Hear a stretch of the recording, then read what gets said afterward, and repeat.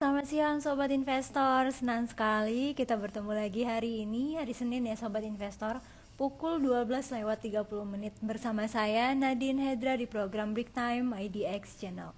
Sobat Investor, hari ini bagaimana nih kabarnya dan bagaimana kabar portofolionya? Nah, by the way kita cek dulu ya penutupan indeks harga saham gabungan pada sesi pertama tadi. Dan ternyata ditutup melemah tipis ya Sobat Investor, turun sekitar 0,24% atau menurun sekitar 16,268. Nah, sekarang berada di posisi 6.682,279. Ada 258 saham yang menguat, 252 saham yang melemah, dan 215 saham yang stagnan. Kira-kira sesi kedua nanti IHSG mengarah kemana nih ya Sobat Investor? Nah, tema yang akan kita bahas hari ini adalah nasib emiten di papan pemantauan khusus. Sobat Investor udah tahu belum pemantauan khusus nih? Nah, jadi BEI meluncurkan papan pemantauan khusus ya Sobat Investor mulai 12 Juni 2023 kemarin. Yang kemudian langsung ada penghuninya sekitar 171 emiten nih Sobat Investor. Nah, mereka yang pindah ke papan pemantauan khusus terdiri dari 25 saham emiten dari papan utama, 145 saham emiten dari papan pengembangan, 1 emiten dari papan akselerasi, dan terdapat 2 saham preferen. Nah, ada 11 kriteria yang membuat emiten-emiten tersebut masuk ke dalam papan pemantauan khusus nih Sobat Investor. Beberapa di antaranya yaitu harga rata-rata saham selama 6 bulan terakhir di pasar reguler atau pasar reguler periodic call action kurang dari 51%. Kemudian keuangan audit terakhir mendapatkan opini tidak menyatakan pendapat atau disclaimer nih Sobat Investor. Tidak membukukan pendapatan atau tidak dapat perubahan pendapatan pada laporan keuangan auditan dan memiliki ekuitas negatif pada laporan keuangan terakhir. Nah, jadi Sobat Investor, ini kita udah dikasih tahu ya, papan pemantauan khusus. Lebih dilihat-lihat lagi, jangan malah udah tahu papan pemantauan khusus tetap dibeli juga nih sahamnya. Tapi kalau Sobat Investor paham fundamentalnya, kinerjanya juga udah yakin bagus, nah silahkan, tidak masalah. Nah, kita akan mengundang Mbak Ari Singgar Cahyani, Equity Research Analyst FAC Sekuritas ya Sobat Investor. Dan kalau Sobat Investor yang ingin bertanya, boleh langsung ketik di kolom komentar, nanti akan kita tanyakan. Dan tadi ada yang bilang saya makeupnya cantik banget, kelihatannya smooth banget. Iya, hari ini aku tuh lagi makeup Wardah, pakai makeupnya Wardah. Natural alkohol free juga loh Sobat Investor, dan kelihatan bener-bener bagus ya makeupnya. Nah, untuk Sobat Investor yang mau coba, boleh langsung dicobain makeup Wardahnya ya. Oke. Langsung aja kita undang Mbak.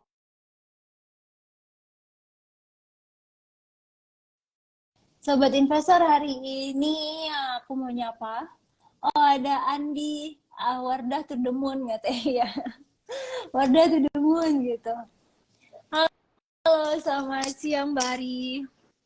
Selamat siang, Mbak. Suara saya Iya, terdengar ya? iya, terdengar dengan jelas. Mbak Ari, bagaimana nih kabarnya hari ini?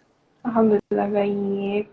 Mbak juga Alhamdulillah. kabarnya baik ya? Baik, Alhamdulillah saya dan Sobat Investor baik-baik saja. Nah Mbak Ari, sebelum kita lanjut, boleh dong prediksi indeks harga saham gabungan pada 1 minggu ke depan? Oke. Sebenarnya sebelum kita coba prediksi gitu ya, kalau kita review dulu memang selama sepekan terakhir gitu ya, memang mostly asing tuh cenderung sell gitu ya. Jadi tekanan investor asing untuk jual di pasar domestik kita tuh masih cenderung tinggi dan konsisten gitu ya. Untuk hari ini sih kita belum bisa lihat ya, karena nanti bisa muncul datanya masih nanti gitu. Untuk sepekan ke depan, karena memang masih minim sentimen ya, apalagi pekan ini kan ada rapat Dewan Gubernur Bank Indonesia gitu ya, yaitu terkait suku bunga. Nah, kita harus perhatikan gimana tuh kebijakannya, apakah kita masih akan mempertahankan suku bunga atau justru naikin atau turun gitu. Jadi skema-skema itu kita harus pertimbangkan. Ya nanti kan ngefek juga ke keputusan investor untuk melakukan pembelian saham.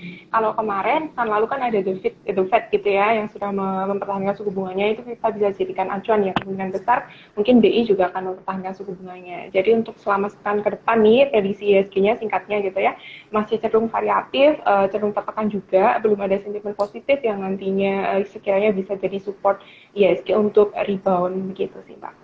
Oke, baik. Jadi masih variatif ya, belum kita bisa tentuin nih apakah memang segera rebound atau masih sideways gitu ya Mbak Ari ya. Nah, Mbak Ari, ini kan kita ada papan pemantauan khusus ya, baru diterbitkan tanggal 12 Juni kemarin oleh Bursa Efek Indonesia. Nah, apakah ini akan menjadi peningkatan kewaspadaan terhadap emiten-emiten yang bermasalah nih bagi sobat investor? Ya, kalau dilihat dari latar belakangnya, kemudian juga mekanisme yang diterapkan, tentunya iya ya Mbak, karena kan tadi sudah disebutkan ya 11 kriteria gitu, di mana saham-saham di seluruh papan yang ada gitu ya, itu papan perdagangan yang ada itu bisa aja masuk ke papan pemuatan khusus. Nah ini tentunya meningkatkan kewaspadaan investor untuk lebih jeli lagi melihat kinerja khususnya fundamental dan juga likuiditas transaksi sahamnya juga. Jadi dari sisi ini investor sebenarnya diuntungkan gitu. Jadi awareness-nya juga naik, kemudian juga apa ya namanya dari sisi fundamentalnya itu juga nggak dilupakan gitu. Kadang kan orang sudah nyaman dengan teknikal saja gitu, tapi lupa untuk melihat fundamentalnya. Padahal fundamental itu penting, baik yang nanti misalkan teman-teman investor pengen ngejar saham IPO ataupun yang sudah listing gitu ya. Jadi teman-teman penting banget untuk melihat itu. Oke, baik. Nah, kalau misalnya itu bisa menjadi kewaspadaan ya, kita bisa lebih seleksi lagi fundamentalnya, bukan cuma teknikal aja. Tapi apakah efektif nih kehadiran papan ini? Karena kan banyak banget nih saham-saham gorengan, malah justru khawatirnya para investor ngelihat papan pemantauan khusus biar digoreng berharapnya. Ini buat teman-teman investor yang suka malah saham gorengan gitu ya, ini jadi PR lagi. Cuman sisi positifnya gitu ya, khususnya memang investor kan secara apa ya namanya knowledge-nya kan bermacam-macam ya gitu ya. Jadi kalau ada papan pemantauan khusus ini sebenarnya untuk meningkatin transparansi tadi, nambah wawasan juga buat investor kita untuk tahu apa sih kriterianya yang bikin saham itu masuk ke papan pemantauan khusus. Cuman kalau tadi khusus untuk yang saham gorengan gitu ya kita harus tahu dulu saham gorengan itu seperti apa gitu. Kalau saham gorengan sendiri kan memang biasanya gitu ya, kalau kita lihat banyak stories saja, saham gorengan itu sebenarnya misalkan di hari-hari atau bulan-bulan itu nggak ada transaksi, tiba-tiba suatu waktu ada transaksi entah mungkin dari harganya tinggi, pitnya gitu, atau mungkin volumenya tiba-tiba tinggi, ya, nggak ada ini ya, nggak ada istilahnya corporate action atau mungkin kinerja keuangannya sebenarnya nggak bagus-bagus amat atau makin jelek. Nah itu bisa ada indikasi saham gorengan di situ. Apalagi yang biasanya diperdagangkan harga Rp50 tiba-tiba naik gitu, dan itu cuma sebentar jangka waktunya, tiba-tiba turun lagi. Nah sebenarnya dengan adanya papan penguatan khusus ini sebenarnya untuk melindungi itu juga sedikit menekan gitu ya fluktuasi yang sangat tinggi di saham gorengan, dan itu kan waktunya juga apa ya namanya nggak bisa diprediksi gitu ya untuk orang-orang yang tidak ada informasi terkait itu. Jadi misalkan dari yang poin pertama kalau nggak salah ya ada transaksi yang dimana selama 6 bulan terakhir dari nilai transaksi itu kurang lebih dari 5 juta dan juga kurang rata-rata hariannya itu kurang dari 10.000. Nah itu kan juga apa ya sedikit menekan ya adanya transaksi saham gorengan, karena kalau di selama 6 bulan itu transaksinya nggak di tadi kriteria tadi itu masuk ke papan penguatan khusus gitu. Jadi investor tuh melihat oh mau beli saham A nih, ternyata masuk kriteria itu di papan penguatan khusus. Jadi harus hati-hati lagi gitu untuk apakah jadi beli nggak kayak gitu gitu. Oke, baik. Jadi sobat investor juga lebih hati-hati, jangan karena sukanya saham gorengan. Saham gorengan itu tiba-tiba kalau telat masuk bisa langsung diguyur loh sobat investor. Ya Mbak Ari ya. Nah, Mbak Ari kalau menurut Mbak Ari nih, emiten yang masuk ke papan pemantauan khusus, ini dampaknya ini gimana sih Mbak? Dan ada nggak sih positifnya untuk perusahaan? Tentu ada ya Mbak ya, karena kan semuanya nggak apa ya harus dilihat dari dua sisi. Tadi kita udah lihat manfaatnya untuk investor gitu, kita lihat juga manfaatnya buat emiten. Mengingat emiten itu sebenarnya selain kewajiban dia melaporkan apa ya kinerja keuangannya, tapi juga harus menjaga gitu ya sustainability si perusahaan itu juga harus dijaga. Nah, dengan adanya papan pemantauan khusus ini kan berarti kewajiban atau pengikatnya gitu ya, mungkin ya lebih sederhana yang bilangnya untuk emiten itu jaga kinerjanya itu juga lebih tinggi gitu, baik yang emiten sudah listing gitu atau perusahaan-perusahaan yang mau IPO. Jadi filternya akan lebih kencang lagi karena kalau dari segi istilahnya apa ya, misalnya fundamental dulu deh, belum bagus, belum solid, itu kan juga jadi penilaian khusus. Apalagi yang sudah IPO terkait likuiditas transaksi sahamnya juga gitu. Jadi takutnya nanti ada investor masuk beli itu ternyata nyangkut di 50 dan lain-lain. Jadi dari sisi perusahaannya didorong gitu ya untuk jaga kinerjanya dia gitu. Oke, baik. Jadi perusahaan juga bisa lebih hati-hati atau memperbaiki kinerja agar keluar dari papan pemantauan khusus ya Mbak Ari ya. Nah, Iya Mbak betul. Ari, kalau misalnya nih, kita bicarakan masa depan emiten-emiten nih yang udah ada di dalam pemantauan khusus. Apakah benar-benar masa depannya, wah ini OTW delisting nih, atau OTW suram nih, atau gimana sih? Apa masih ada harapan gitu, Mbak Ari? Ya, sebenarnya kan kriteria tadi di papan pemantauan khusus itu sebenarnya sudah istilahnya sign lah ya, tanda gitu bahwa ada not-not, ada catatan gitu ya di emiten itu tuh memang harus diperhatikan, baik dari sisi perusahaannya maupun investor dalam memutuskan pembelian sahamnya. Tapi kalau masa depannya suram atau enggak ya tentu saja kita harus lihat itu tentunya tidak kalau selama emiten itu mau memperbaiki kinerjanya baik fundamental maupun likuiditas transaksi sahamnya gitu. Jadi selama mau apa ya memperbaiki kinerja, kemudian kalau kita lihat juga perkembangannya, misalkan ada respon dari emitennya yang lebih baik, tentu aja dia bisa aja keluar dari papan pemantauan khusus untuk kembali ke papan pemantauan papan perdagangan sebelumnya, mau papan utama ekonomi baru, pengembangan ataupun akselerasi itu bisa kembali lagi ke situ. Jadi dilihat juga kemauan emiten itu untuk memperbaiki kinerjanya. Jadi nggak serta-merta langsung, wah udah masuk ke papan pemantauan khusus nih, jelek gitu. Ya memang ada istilahnya kriteria-kriteria tadi yang jadi bikin lebih hati-hati, aware tadi ya. Dari sisi kinerja fundamental dan juga likuiditas transaksi sahamnya. Tapi selama emiten itu masih mau memperbaiki gitu, itu masih ada harapan gitu. Oke, baik. Selama masih belum delisting, masih mau Betul. memperbaiki, pasti masih ada harapan. Karena khawatirnya banyak banget nih sobat investor yang mungkin di awal belum mengerti fundamental dan mereka udah beli ini Mbak Ari saham-saham yang emang ya mereka sukai ternyata berada di dalam papan pemantauan khusus gitu ya. Mau di cut loss juga sayang banget, mau ditunggu kapan naiknya gitu ya. Nah, Mbak Ari, kalau misalnya nasib saham gocap nih, atau saham 50 ya, mungkin nggak sih peraturan ini akan bisa membuat saham yang tidur di angka 50 menjadi berfluktuisasi lah gitu ya, jadi bisa ditransaksikan gitu, bisa naik kembali, atau bagaimana akan sama dengan sebelum-sebelumnya nggak? Oke. Okay. Kalau konteks ini ya dengan adanya papan pemantauan khusus gitu ya sebenarnya secara normatif bisa karena kan yang jelas dia masuknya ke papan pemantauan khusus ya tidak di suspend ya itu dua hal yang harus teman-teman investor pisahkan gitu suspend dengan papan pemantauan khusus. Jadi ketika untuk saat ini kan baru hybrid ya update-nya yang diterapkan belum yang full gitu. Cuman kalau kita sampai sekarang yang hybrid ini, jadi teman-teman perhatikan gitu, yang misalkan sudah punya sahamnya, itu bisa cek-cek lagi nih gimana cara mentransaksikannya, apalagi sudah ada kriteria dia sahamnya masuk ke papan pemantauan khusus gitu. Jadi sebenarnya bisa sangat bisa ditransaksikan kalau masih di papan pemantauan khusus. Dan dia kriterianya masuk ke yang non 7 ya kalau nggak salah kalau 7 itu kan udah di papan pemantauan khusus selain di nomor 7 itu kan kita masih transaksinya di continuous auction gitu ya masih biasa lah kita transaksinya di jam-jam perdagangan biasa cuman yang tadi yang udah di papan pemantauan khusus itu harus diperhatikan lagi transaksi masih bisa kan kalau kita lihat ARB-nya gitu ya kan di Rp1 ya sekarang. Jadi di 50 itu misalkan dia masuk ke pemantauan khusus tuh bisa ditransaksikan di situ. Tentunya enggak seperti biasanya yang bisa kita lihat bid offer-nya gitu ya karena kan ada 3 fase di pemantauan khusus tuh harus perhatikan juga gimana mekanismenya. Jadi sangat bisa ARB-nya sampai ke 1%. Kalau di atas Rp10 itu 10% ya sama lah di 1%.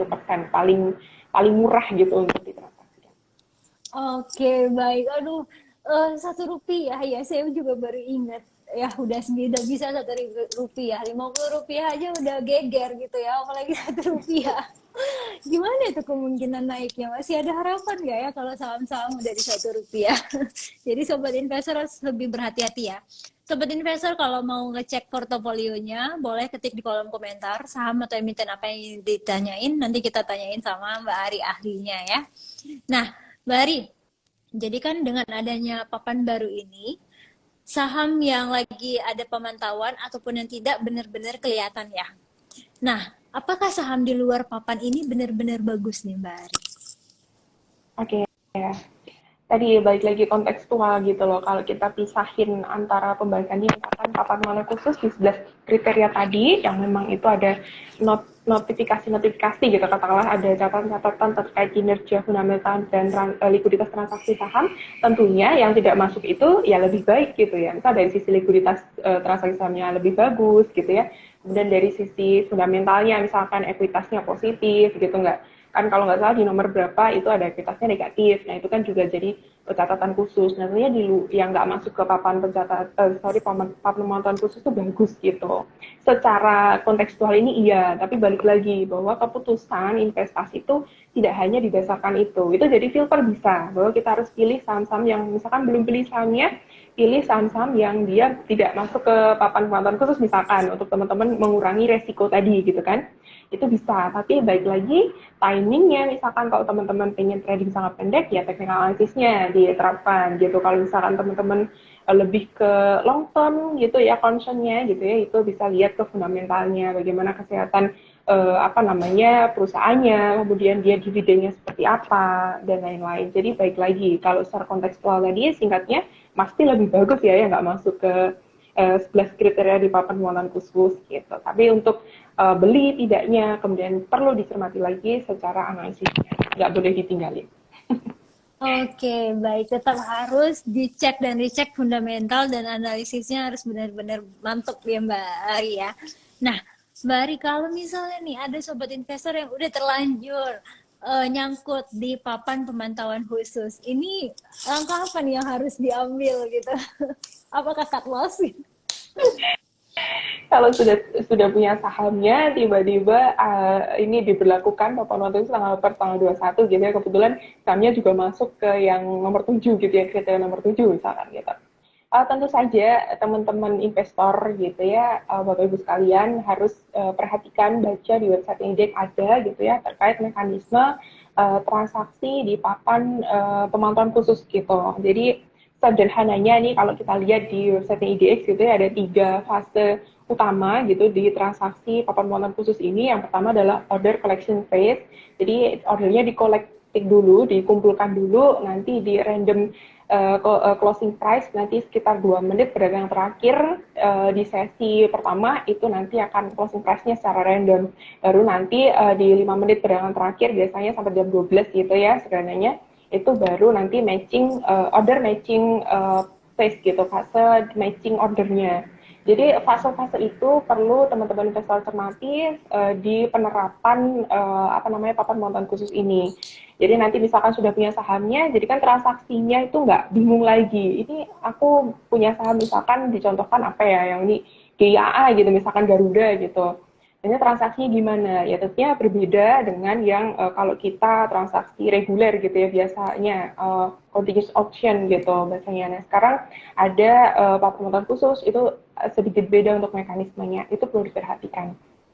Oke, baik. Nah, Mbak Ari kalau misalnya nih, dalam pemantauan khusus ini kan biasanya kalau kita trading di satu sekuritas ada tanda ya. Dia ada C, ada B, ada D, atau ada any else lah. Nah, cuman pergerakannya itu juga masih naik turunnya masih cukup cuan nih, menguntungkan gitu ya. Banyak banget tuh saham beberapa kayak gitu yang masih ditradingkan oleh beberapa trader. Nah, kalau ini gimana nih Mbak case-nya? Apakah memang masih boleh karena emang belum digocap gitu? Oke, kalau tadi yang pertama ya terkait notifikasi khusus itu kan sendiri ya, maksudnya ada notifikasi terkait perusahaan juga ya. Sebenarnya ceritanya hampir masih secara umum terkait fundamental gitu ya. Cuman kalau di paparan pengontrol khusus spesifik tadi ada fundamental dan juga likuiditas transaksi gitu, dan tidak beda dengan suspend gitu ya. Jadi harus dibedakan di situ. Cuman kalau terkait bisa apa enggaknya transaksi ketika ada notifikasi itu kemudian masuk di papan pengontrol khusus, tentunya selama dia belum suspend gitu ya itu masih bisa transaksikan. Bedanya selama dia masuk kriteria papan pengontrol khusus, tentunya mekanismenya tadi seperti yang saya jelaskan di awal, ada fasenya, ada 3 fase yang nggak pakai continuous auction gitu. Dan itu harus diperhatikan mekanismenya, biar teman-teman nggak bingung gitu loh. Kalau transaksi kok bid offer-nya nggak muncul dan lain-lain, itu ada mekanisme tersendiri untuk saham-saham yang masuk ke papan pengontrol khusus. Jadi masih bisa. Oke, Masih bisa baik. ditransaksikan. Nah, Mbak Ari, dengan adanya papan ini, ada pengaruhnya nggak sih bagi transaksi saham dan indeks harga saham gabungan? Oke, sebenarnya kalau kita lihat realnya ya, sampai dengan hari ini, sebenarnya ya transaksi ISG kita tuh belum terlalu ramai, apalagi sepekan terakhir ini memang asing masih cenderung jual gitu ya. Volume transaksinya masih normal-normal saja, belum ada peningkatan transaksi, kan logikanya gitu ya, kalau kita idealnya likuiditas ditambah dengan adanya papan penonton khusus ini, misalkan ada beberapa saham yang masuk di sini terus bisa ditransaksikan sampai di bawah harga Rp50 sampai ke Rp1 kan harusnya likuiditasnya naik. Tapi kan kalau kita lihat juga komparasinya antara saham-saham yang nggak masuk dan yang masuk kan kecil sekali ya. Yang masuk tuh nggak terlalu banyak. Tadi ada berapa ya? Sekitar 117 ya Mbak ya? Iya, 117. Ya, 117 dibandingkan ada sekitar berapa ratus saham itu 100 kan tuh ya. masih, ya betul, 171. 71 gitu ya. Nah itu kan belum terlalu signifikan, apalagi saham-saham yang masuk ke penonton khusus kan kadang-kadang kita lihat juga memang dari transaksi kan memang kecil gitu ya. Jadi secara pengaruhnya ke ISG itu belum terlalu signifikan. Tapi tadi kan ISG hari-hari ini terutama faktornya tuh belum tidak hanya itu gitu. Jadi memang market juga lagi cenderung bukan sepi ya, masih tertekan gitu-gitu kan juga harus faktor-faktor lainnya harus dipertimbangkan. Gitu. Oke, baik.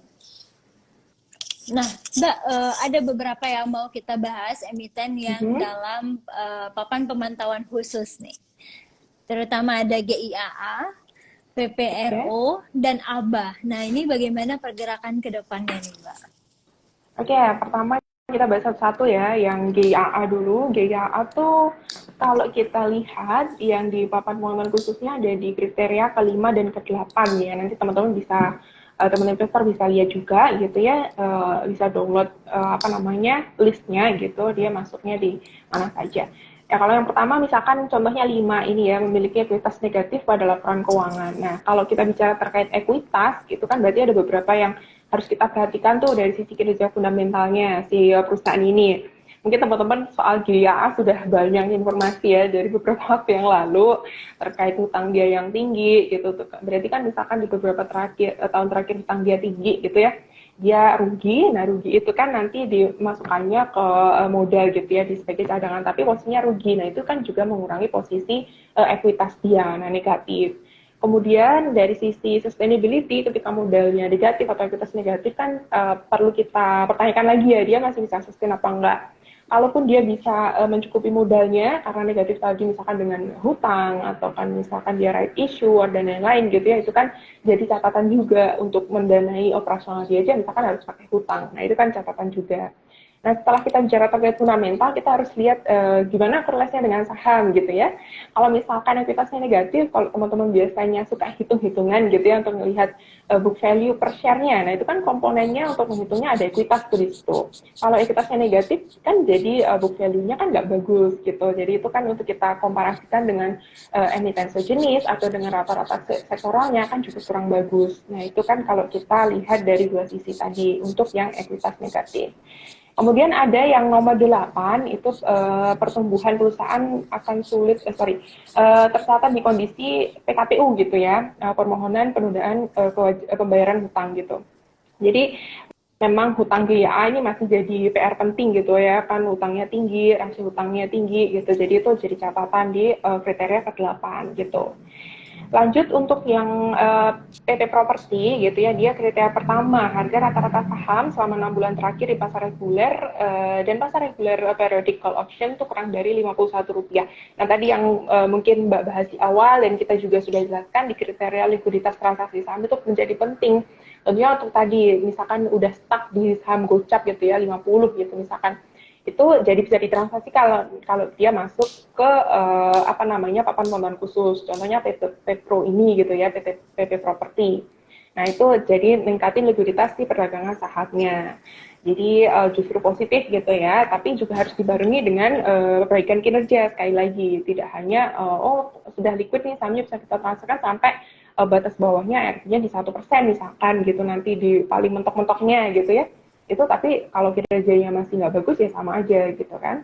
Kemudian tadi yang ketiga kalau nggak salah apa ya, Iya. HK Media Tbk, ya dia kriterianya masuknya di nomor 5 sama seperti penjelasan Gaya tadi, masih terkait ekuitas yang negatif. Nah, poin-poin ini sebenarnya dari 3 contoh tadi yang kita bahas gitu kan, sebenarnya mostly terkait fundamental gitu ya. Nah, itu menjadi penting terkait ekuitas. Yang kedua juga terkait likuiditas transaksi sahamnya gitu. Jadi kita kalau misalkan di bawah 50 itu masih kita transaksikan juga bagus gitu. Tapi ingat catatan tadi ya, kinerjanya juga harus ditingkatkan dari si emitennya, bukan hanya investor diberikan kelonggaran untuk bisa transaksi sahamnya di bawah Rp51. Oke, baik. Mbak Ari, ada beberapa pertanyaan dari sobat investor dari Ed Arfandi. Mbak, emangnya saham 50 itu masih bisa kena ARB? Kalau ARB ntar turunnya ke 15 dong, atau bagaimana? Oke, kalau misalkan dalam konteks kita bicara tentang papan pemantauan khusus ya, papan pemantauan khusus itu kan memungkinkan transaksi harga itu sampai dengan paling rendahnya gitu ya di Rp1. Kalau dia masih di 50, katakanlah Rp50 gitu ya. Kalau dia berarti ARB nanti di 10% gitu. Jadi di bawah itu. Misalkan dia nanti sampai ke Rp10, ARB-nya berarti kan tetap di 1%. Jadi memang mentok paling bawah itu di 1%, tapi tetap untuk persentase hariannya ARB-nya tuh tetap di 10%. Itu dengan catatan dia masuk ke papan pemantauan khusus ya. Kalau nggak masuk di situ ya transaksinya akan beda lagi gitu. Maksudnya tidak bisa sampai di bawah 50, ya dia akan di 50 aja. Dan papan pemantauan khusus pun untuk sampai di hybrid ini kan baru di nomor 7 ya, kalau nggak salah yang terkait transaksi tadi. Transaksinya selama 6 bulan terakhir kurang dari nilainya Rp5 juta kalau nggak salah ya, dan rata-rata hariannya itu masih di bawah 10.000 sahamnya gitu. Jadi itu yang terkait likuiditas. Jadi itu untuk menjawab pertanyaan tadi dengan catatan dia masuk ke papan pengenalan khusus, masuk ke nomor 7, dia masih bisa dibawakan ditransaksikan di bawah 51 gitu atau di bawah 50. Oke, baik. Ini ada serem-serem juga ya, 50 aja udah serem, apalagi Rp1. Nah, Mbak Ari ada pertanyaan lagi dari sobat investor dari @dinarJD. Mbak, gimana nih pergerakan BBCA dan SIDO? Oke, pertama dulu BPCA gitu ya. BPCA sebenarnya kalau secara teknikalnya dia masih bergerak di area moving average-nya di area 14 harian gitu ya, di area itu aja meskipun masih di bawah rata-ratanya, tapi secara short term sebenarnya ada potensi rebound. Kalau kita lihat stokastiknya ada potensi golden cross, meskipun itu volumenya masih kecil, jadi untuk potensi itu masih belum terlalu kuat gitu. RSI-nya masih cukup bagus meskipun cenderung sideways, tapi yang agak jangka menengahnya agak hati-hati karena kalau kita lihat indikator MACD-nya masih akan cenderung downtrend. Meskipun belum konfirmasi ya, masih bisa aja terdorong dari indikator stokastik untuk jangka pendek menengahnya. Cuman kalau dari sisi teknikalnya hati-hati aja. Misalkan fundamental gitu ya, agak sedikit di review, kinerja BPCA juga cukup bagus gitu ya, itu masih untuk long term masih oke. Terus tadi saham kedua apa ya Mbak, saya agak lupa. SIDO. Oh, sudah muncul. Oke, sudah muncul. Memang trennya kalau kita cermati ya, terutama sejak awal tahun ini gitu, memang sempat naik di 2 bulan pertama, tapi sejak Februari itu trennya secara middle itu masih turun. Kalau saya proyeksikan sebenarnya mas jangka pendek ke menengah itu masih lanjutkan downtrendnya. Karena selama 5 bulan terakhir gitu ya, kalau kita lihat masih transaksinya itu di bawah moving average-nya, di rata-rata itu masih di bawah itu. Jadi kan di area itu juga. Kalau misalkan kita lihat support resistennya gitu ya, kalau Sido ini di 7.10 untuk supportnya sampai dengan hari ini gitu ya, karena kita harus pantau pergerakannya untuk daily secara teknikal. Kemudian kalau resistennya terdekat di 7.70 gitu. Kita akan update lagi gimana dari sisi kinerja Sidonya juga. Khususnya ini kan udah di bulan Juni ya.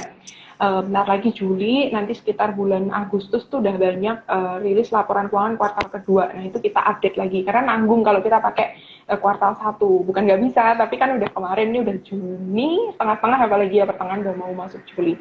Nanti kita update gimana kerjanya di kuartal kedua. Oh. Untuk Sido itu sih Mbak, ada tambahan lagi? Oke, baik. Kalau misalnya nih, saya ada perhatian khusus untuk Sido sih. Dia itu salah satu Mhm. perusahaan yang punya fundamental yang cukup baik ya.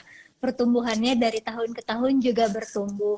Cuma kenapa sepertinya lambat sekali ya pergerakannya, lebih keseringan sideways daripada naiknya gitu Mbak Ari. Kira-kira kenapa nih Mbak? Apakah memang masih bisa kita percaya Sido ini, perusahaan ini atau tidak?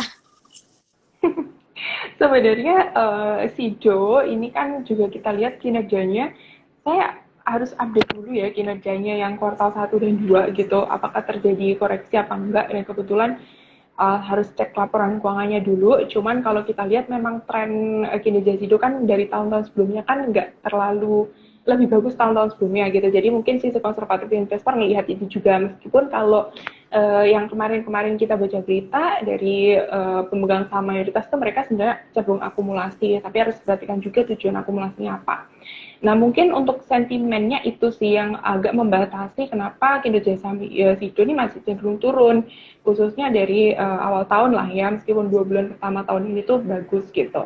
Jadi masih konservatif mungkin investor untuk masuk ke saham Sido ini, belum terlalu berani gitu. Makanya tadi saya bilang, karena ini udah bulan Juni gitu ya, udah mau hampir closing kuartal 2, kita lihat laporan keuangannya apakah oke apa tidak gitu. Jadi kalau misal bagus itu bisa jadi driver utama loh, karena kan Sido kan salah satu yang konsisten untuk bagi dividen gitu. Jadi apakah bagus, nanti kan kita bisa proyeksikan sampai kuartal 3 dan 4-nya gitu, untuk kalau misalkan kuartal 2 ini udah rilis.